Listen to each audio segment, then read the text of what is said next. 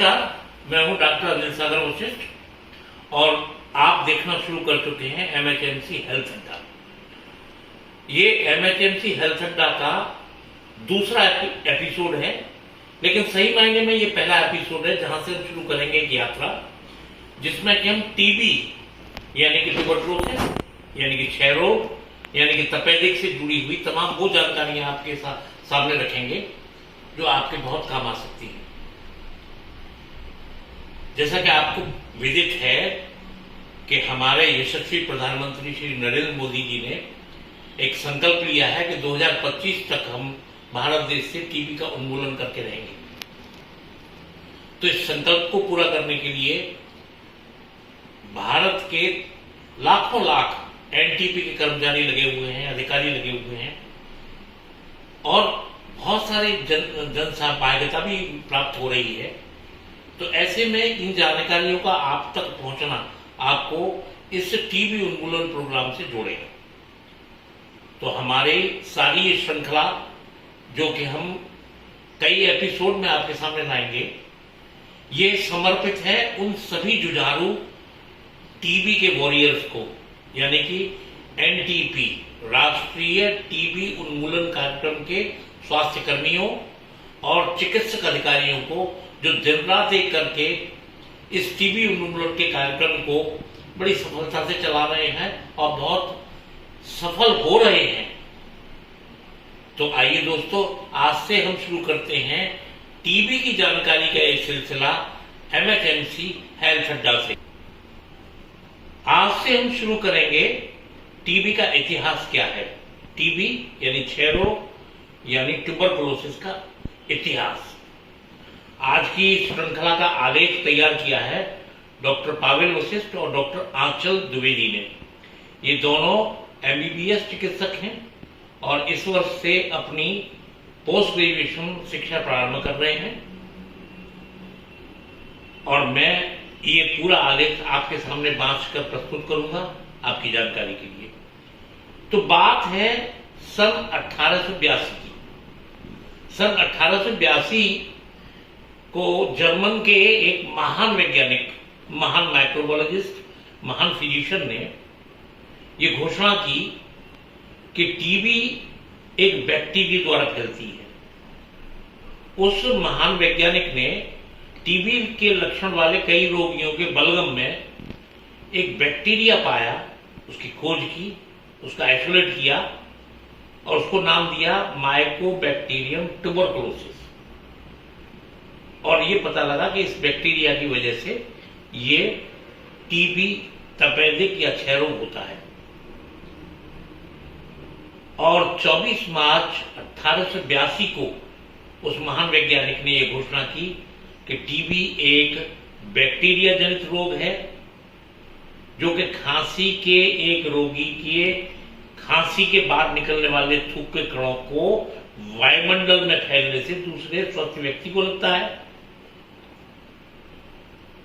इस महान वैज्ञानिक को 1905 में अपनी इस खोज के लिए नोबेल पुरस्कार भी मिला। तो इस महान वैज्ञानिक का नाम था सर रॉबर्ट कॉक।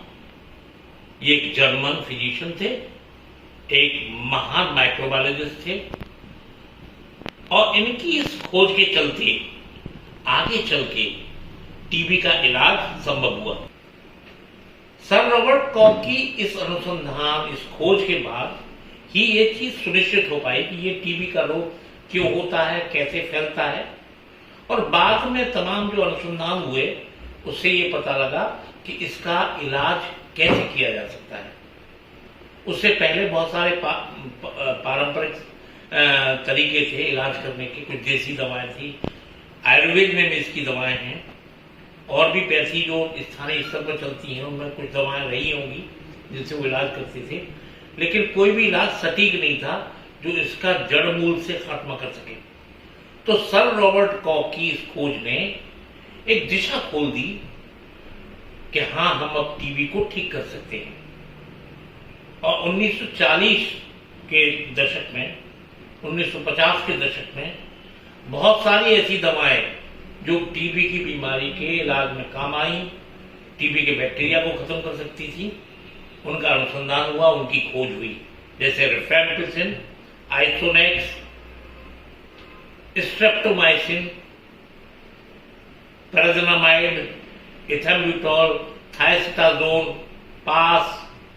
तो इन दवाओं के आने से इसका इलाज संभव हुआ। लेकिन सवाल उठता है कि क्या ये बीमारी 1822 के आसपास ही अस्तित्व में आई, जिसको कि सर रॉबर्ट कॉक ने खोजा कि ये एमटीबी की वजह से होती है। टीबी आदिकाल से यानी युगों से ये होती आई है। महाभारतकालीन कथाओं में इसका उल्लेख मिलता है यक्षमा या राज्य क्षमा के रूप में। तो ग्रीको रोमन जो सभ्यता है उसमें इसको थाइसिस के नाम से जानते थे। अरेबियन रीजन में इसको तपेदिक बोला जाता था। तो यानी टीबी, क्षय रोग, तपेदिक, इसका अस्तित्व तो सदियों से है, बहुत दिन से है। 30,000 साल पूर्व भी कुछ प्रमाण मिले हैं कि ये मानव जाति को परेशान करती थी। 9,000 साल पुराने प्री पॉटरी नियोलिथिक गांव में एक मां बच्चे के दफनाए गए शव और उसके कंकाल के अध्ययन से, जिसमें डीएनए एनालिसिस की गई और बोन स्टडी की गई, तो टीबी के लक्षण मिले हैं। ये शहर था इजराइल का, ये मेडिटेरेनियन सी कोस्ट पर, इसका नाम है एल्टिट येम। और इसी तरह से एक ममी में जो कि 3,000 साल पुरानी है, उसमें इसके कीटाणु की उपस्थिति मिली है। यानी कि ये प्रमाणित है कि ये बीमारी बहुत पुरानी थी, लेकिन सर रॉबर्ट कॉक की खोज ने उन दवाओं के अनुसंधान को आसान किया और उन दवाओं के अनुसंधान से ये संभव हुआ कि हम टीबी का इलाज कर सकते हैं। ये ठीक है कि पहले जब तक ये दवाएं नहीं थी, टीबी लाइलाज थी, लेकिन ऐसा भी नहीं कि पुराने समय में इसका इलाज संभव नहीं था। आयुर्वेद में बहुत सी दवाएं थी, लघु बसंत मालती रस, स्वर्ण भस्म, इनसे इलाज किया जाता था। लेकिन ये दवाएं बड़ी कॉस्टली होती थी और राजाओं को ही उपलब्ध होती थी। लेकिन अब जब बदलते दौर में टीबी का इलाज इतना सरल और सहज हो गया है और पूरी तरह से टीबी को जड़ से खत्म कर देता है कि ये सोचा जाना बिल्कुल संभव है कि टीबी का उन्मूलन किया जा सकता है। बस आवश्यकता है हम और आप मिलकर के अपने प्रधानमंत्री के संकल्प को साकार करें।